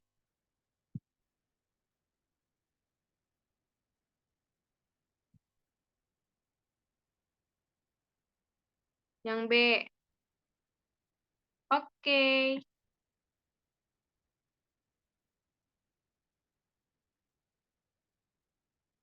Oke, jawabannya sebenarnya yang benar tuh ada yang C ya, guys. Nah, kenapa jawaban C yang benar? Oke, kita perhatikan kalimat pada nomor 4. Pay attention ya. Mereka bergabung untuk menciptakan cita-cita yang dapat mengatasi permasalahan lingkungan akibat sampah yang dibuang secara sembarangan, menurunnya kualitas kota, dan kurangnya ruang hijau. Oke.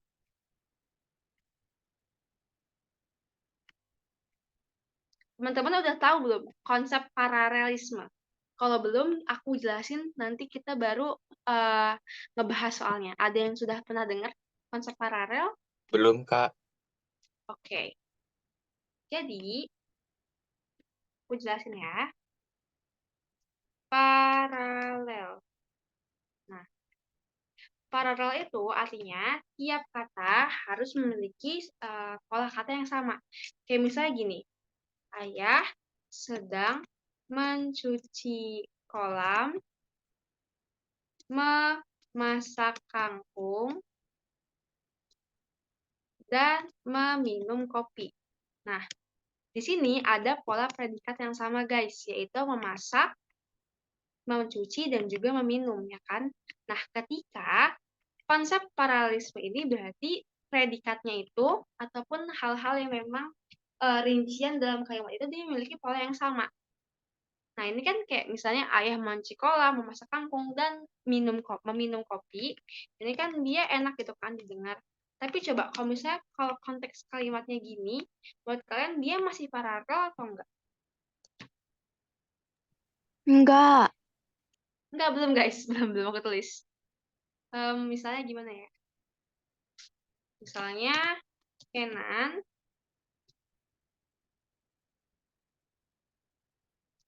sedang dimarahi ibu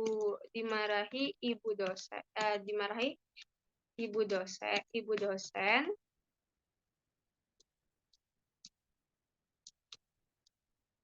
dan menertawai oleh temannya.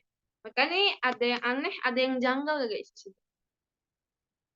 Apakah ada kata yang Aneh. apa? Ada Aneh. yang janggal, Kak. Oke, Nyambung. aneh. Oke, kira-kira hal yang membuat kalimat tersebut aneh tuh kata apa, guys? Menertawai. Menertawai. Menertawai. Harusnya Menertawai. apa? Ditertawai. Ditertawai, Kak. Jadi harusnya itu Kenan sedang dimarahi ibu dosen dan ditertawai oleh temannya. Nah, teman-teman, di sini ada kata dimarahi dan ditertawai. Itu paralel karena sama-sama di. Sedangkan kalau misalnya yang atasnya, itu kan dia bilang dimarahi, ya kan? Dan menertawai. Nah, dia tuh kayak kurang nyambung gitu loh guys. Nggak paralel. Sampai sini paham belum konsep paralel? Kalau paham kita lanjut ke soal. Paham. Paham, Kak. Paham? Oke. Nah, Paham, Kak. kita lihat konteks soalnya. Dia bilang gini, rasa sampah yang dibuang sembarangan, menurunnya kualitas kota, dan kurangnya ruang hijau pada kalimat 4 akan benar jika susunannya menjadi. Nah, tadi kan aku sebutnya jawabannya yang apa tadi?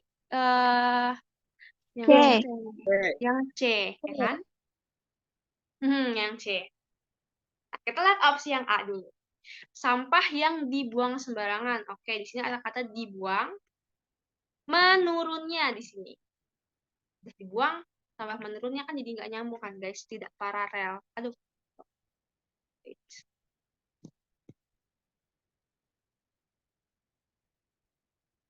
Terus ruang hijau yang berkurang. Nah, teman-teman, di sini tidak paralel karena ada kata pasif di sini dibuang ya, teman-teman. Terus ada kata aktif lagi di sini, yaitu menurun dan berkurang. Berarti opsi yang A ini salah karena ada kata-kata yang memang tidak sejajar ataupun tidak paralel. Lalu yang B, dia bilang sampah yang dibuang secara sembarangan. Di sini ada kata dibuang. Kualitas kota yang menurun, di sini ada kata menurun. Lalu kurangnya ruang hijau, itu ada kata kurangnya. Ini juga tidak paralel, teman-teman, karena ada kata pasif dan kata aktif dalam satu kalimat dan masih sejajar, kan? Lalu yang C, kita lihat. Pembuangan sampah yang sembarangan, menurunnya kualitas kota, dan berkurangnya ruang hijau, ini paralel karena dia ini memiliki pola yang sama atau sejalan ataupun selinear. Yaitu pembuangan sampah yang sembarangan, berarti dia ada kata pembuangan, menurunnya, dan berkurangnya. Sedangkan yang D, dia bilang gini, pembuangan sampah yang sembarangan, kualitas kota yang menurun, di sini kata menurun, dia kan menurun itu kata aktif ya guys. Berkurangnya, ini juga kata aktif, sedangkan dia berkontradiksi dengan kalimat yaitu pembuangan.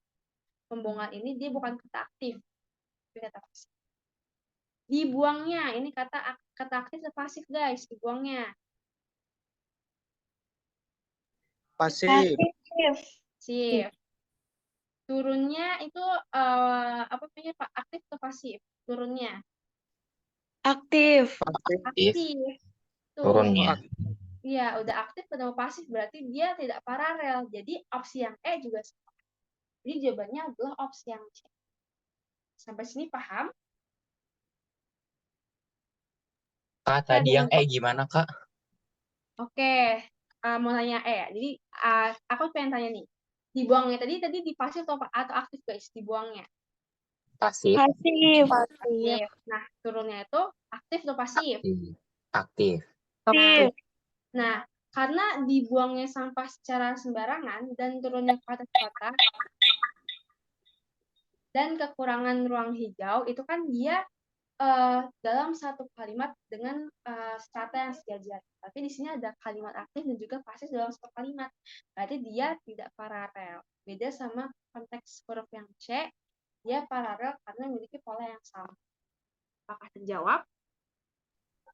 Maaf siap, Kak, Kak. aku mau nanya. Boleh.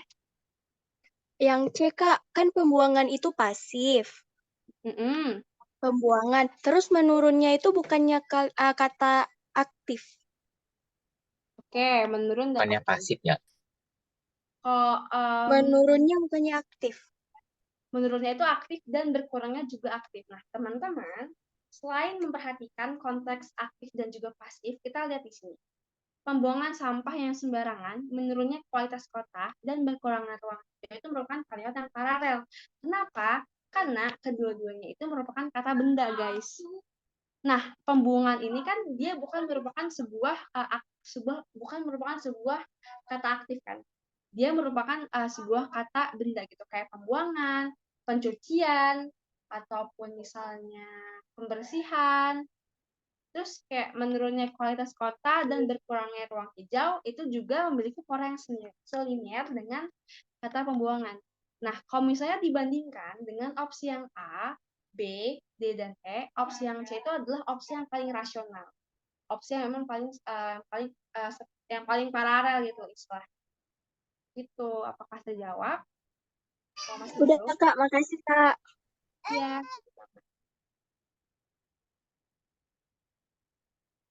Oke, ini pertanyaan bagus nih guys. Kak, kalau misalnya turun, oke, Kak, kalau misalnya turunnya itu kan itu aktif, bukannya aktif itu menurunnya, kan imbuhannya aku masih gagal paham. Oke guys, jadi kata turunnya, aku pengen tanya nih guys, kayak misalnya hujan turun, itu aktif atau pasif?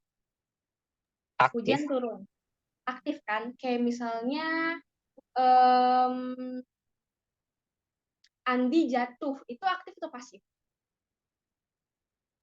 Aktif. Aktif. Ya, Aktif. aktif. Nah, jadi gini, kalau misalnya teman-teman mungkin berpikir kalau misalnya kata aktif itu harus ada imbuhannya itu belum tentu ya guys. Kayak misalnya hujan turun itu juga termasuk kalimat aktif. Kata turunnya itu juga termasuk kalimat aktif guys. Turunnya, menurunnya itu merupakan kata yang aktif kecuali kalau ada kata di. Seperti diturunkannya itu berarti pasif. Jadi kata turunnya itu aktif ya guys, nggak harus pakai imbuhan me. Karena ada beberapa kalimat yang memang nggak perlu pakai imbuhan me pun juga termasuk kata yang aktif. Gitu. Beda kecualian sama kata yang ada di. Kalau misalnya ada di ataupun ternya itu udah pasti dia kata yang pasti. Apakah terjawab Deden dan juga Yanti? Terjawab Kak, makasih. Oke, Kak, siap. Makasih. Oke, teman-teman. Oke. Teman-teman adakah yang mau bertanya? Jadi kita buka sesi tanya jawab. Mungkin tadi ada materi yang dijelasinnya terlalu cepat bagaimana? Oke, Yanti Dedali boleh? Maaf, izin bertanya sebelumnya. Boleh? Nah, kalau untuk nyari materi SNBT tuh, mending Mm-mm. kita pahamin dulu materinya per Mm-mm. subtes atau kita langsung ke latihan soalnya. Nah, oke. Nah, aku kan juga itu ya guys, pejuang UTBK 2023 juga. Kayak aku baru UTBK tahun ini ya. Jadi aku punya tips guys. Jadi kalau misalnya untuk matematika, entah itu matematika, pengenalan MTK, aku saranin kalian untuk ngejar soalnya dulu. Karena kalau misalnya makin banyak latihan soal tuh, kalau MTK ya, menurut aku tuh bagusnya kalian latihan soal dulu. Beda sama kayak soal PBM, PPU, menurut aku itu kalian harus mantepin konsepnya. Karena kalau misalnya kalian buta konsep, kayak real nanti TO kalian tuh bakal turun gitu. Jadi menurut aku sendiri, ada beberapa mata pelajaran yang memang harus diperhatiin dulu materinya, tapi ada juga yang langsung gas aja. Kayak matematika, literasi juga menurut aku kan literasi itu harus bermodalkan cara kalian analisis. Jadi karena literasi juga ya, literasi kan lebih banyak ke aplikasi, jadi aku saranin pokoknya gini, kalau literasi sama matematika berarti latihan soal dulu. Tapi kalau misalnya kayak PBM PPU karena materinya banyak, kayak entah itu konjungsi, terus kalimat efektif, kata efektif, terus kosakata, aku saranin kalian perdalam materi gitu. Kalau PK gimana, Kak? Oh, kalau PK menurut aku lebih suka latihan soal dulu sih. Karena kan biasanya PK itu matematika dasar dan juga biasanya di SMA pun juga ada kan beberapa. Jadi kalau aku tuh dulu belajarnya PK aku langsung gas latihan soalnya baru materi. Baik, Kak, makasih. Oke, sama-sama. Oke, nanti PDF aku kasih kok guys, kayak penyusunan paragraf sama yang latihan soal pun aku kasih. Kak, Coba. masih boleh tanya nggak? Boleh, silahkan. Kayak ini kan persiapan UTBK dan kakak udah ikutin UTBK juga kan. Itu kakak persiapannya berapa bulan ya untuk masuk ke UGM? Aku pengen sharing ininya dong. Oh, oke. Jadi Pengalaman. persiapan aku tuh kurang lebih 6 bulan guys. Kayak aku jadi gini, kalau kalian kan kelas 12, di situ ada SNBP. Jadi semester 1, maksud aku semester 1 kelas 12 itu kalian persiapin SNBP dulu, tapi ini berlaku buat kalian yang masih punya harapan, kayak entah itu kalian masih di atas ataupun rank sekolahnya yang masih bagus. Tapi nggak menutup kemungkinan juga kalau bisa kalian persiapkan SNBP boleh, tapi jangan terlalu berharap gitu kan. kata yang pasti-pasti aja. Karena menurut aku SNBP itu rada gaib sih guys. Karena temenku juga yang mungkin biasa-biasa aja di sekolahnya, tapi alhamdulillah keterima. Menurut aku tuh tergantung rezekinya. Jadi aku persiapin SNBP itu mulai Januari. Januari itu kan kayak mulai awal semester 2. Aku jurusan hukum 2023. Kak, mau nanya. Boleh? Jadi kalau mau ikut SNBP kan harus masuk ke siswa eligible. Siswa eligible itu dikasih taunya bulan berapa ya? Dan biasanya ngasih taunya itu guru yang tim IT atau gimana?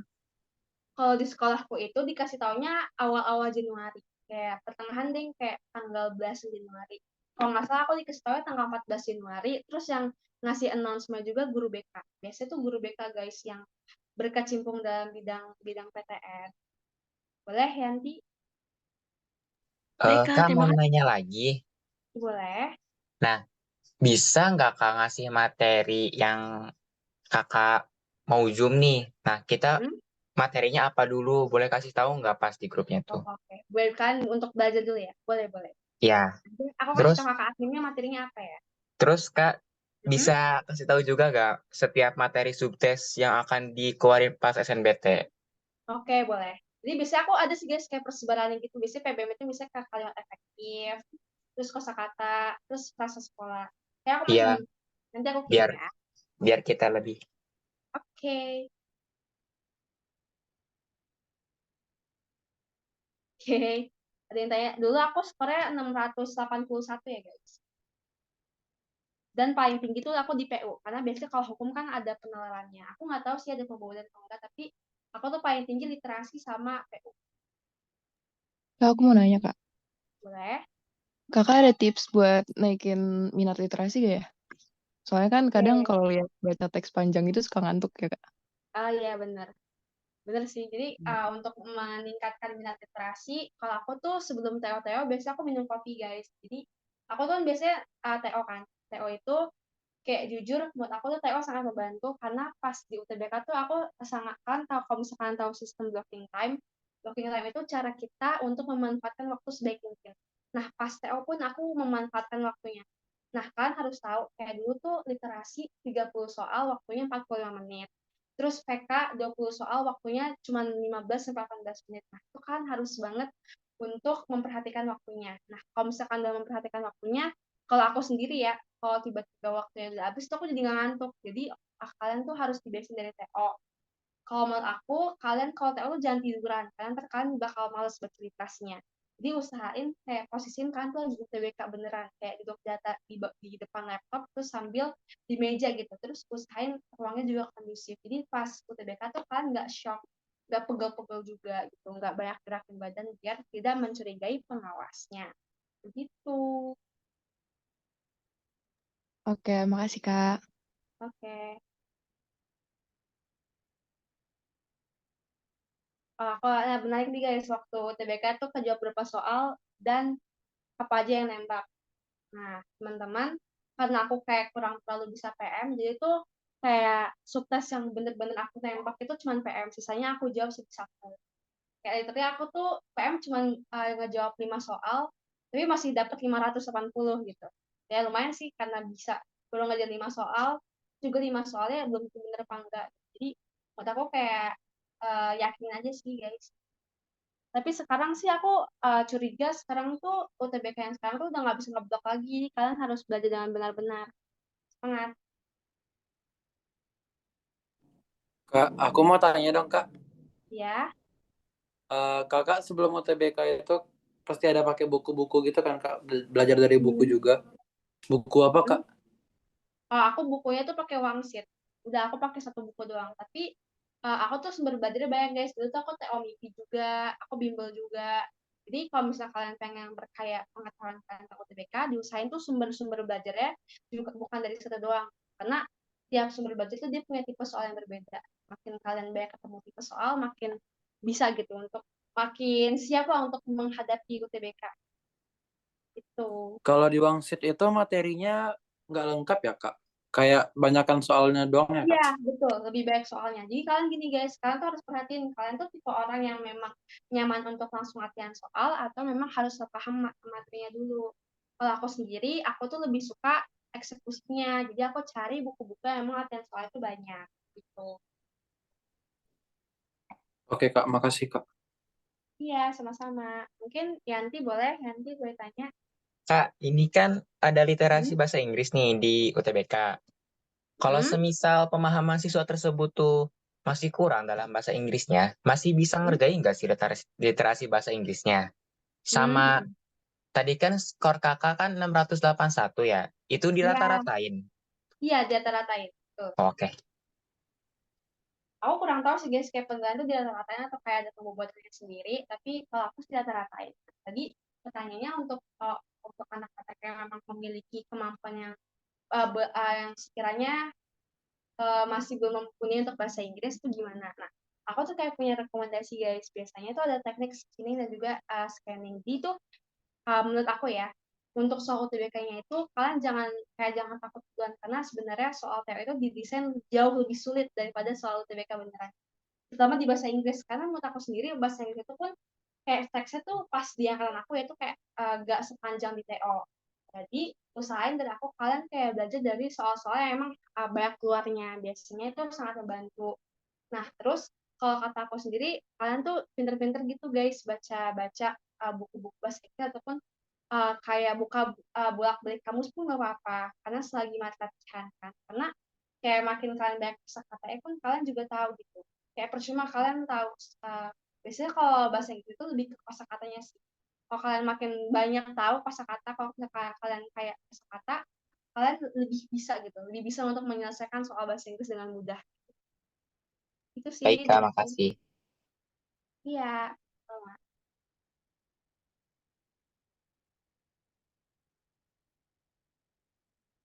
Nah ini guys, kayak misalnya kayak aku tuh kayak apa namanya? Kan sekarang LTMPT lagi pada diem kan, kayak BP3 itu lagi diem. Aku kayak curiganya mereka lagi mempersiapkan suatu sistem yang baru. Tapi kalian berdoa aja. Kalian lebih suka ada TKA atau enggak nih guys? Atau pengennya TPS doang? Atau mau ada Ya sih, TKA-nya Kak. juga? Pepes aja. Iya, real. Aku juga nggak bisa TKA jujur deh. Oke, Mumet. mungkin mm-mm. TPS TKA apa bedanya?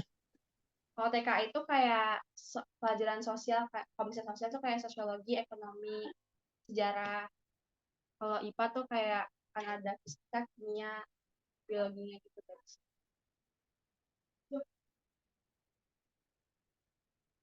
Lagi guys mau tanya atau udah? Karena ini waktunya udah melebihi juga guys.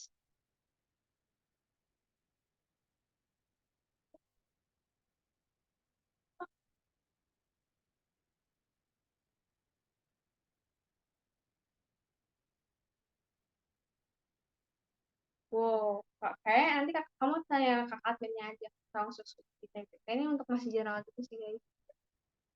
Oke, iya betul gak ada sistem minus, jadi sistem PRT. Jadi kalian harus, kalau di angkatanku sih nggak ada sistem minus, jadi usahain isi semua. Dah, Jadi nggak ada sistem minus Kak? nggak ada. Jadi kalian harus Oh, isi semua. siap-siap. Iya, oke guys. Kahut, ya aku tahu oke Kahut. Oke, oke Putra. Ini nanti aku share ya untuk materi PDF. Thank Kak, you thank you ya guys. sessionnya. Iya, thank you juga. Makasih guys sudah join. Sampai Kak, jumpa. thank you atas materinya. Iya, terima kasih kembali Kak, guys. makasih. Ya, makasih guys. Makasih, Kak. Ya, sama-sama. Thank you juga.